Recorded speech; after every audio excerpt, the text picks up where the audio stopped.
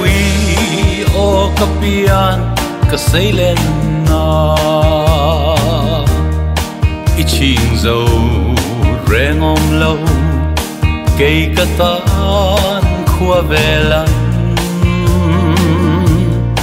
har leit lang ral vong kla o kam sen zong te tin lai ru ka alui thei lo anh tika ton ni her chua le ang mo adam kan hawanga chung khuanu len sara fan kanwa mo sang ram khot lir lang zong te atlanga mual ma dang silo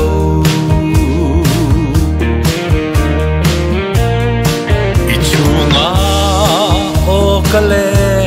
kamitlain bok veng zol buk mual ven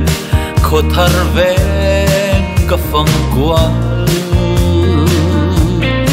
anh đang đón lâu rengin tlang ka han lenga riala nga lâu daye kan sul nu anh tika ton ni her chua le ang mo adam kan hawanga chung khuanu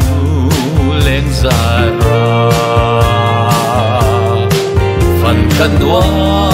mual sang ram khot lir tlang zong te atlanga mual ma dang silo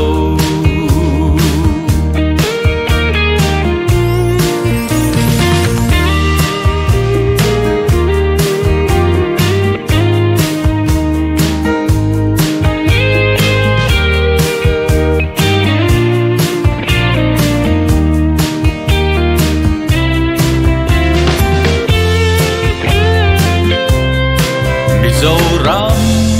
khó phai ber lâu ni a thằng mồi nghe xa mình dâu ram khua về lăn ít chunga lên cái dòng ô anh sang càng nghe El Shaddai ra lâu đi chung tiếng á cho kín hồ lên căn hoa mẹ lal bazar zo lang khan o han trum tai la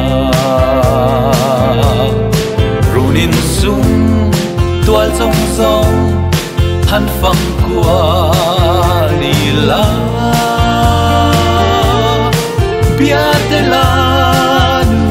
ka ngai vong vong eng tika ton ni her chua le ang mo adam kan hawanga chung khuanu leng zara van kanwa mual sang ram khot lir tlang zong te atlanga mual ma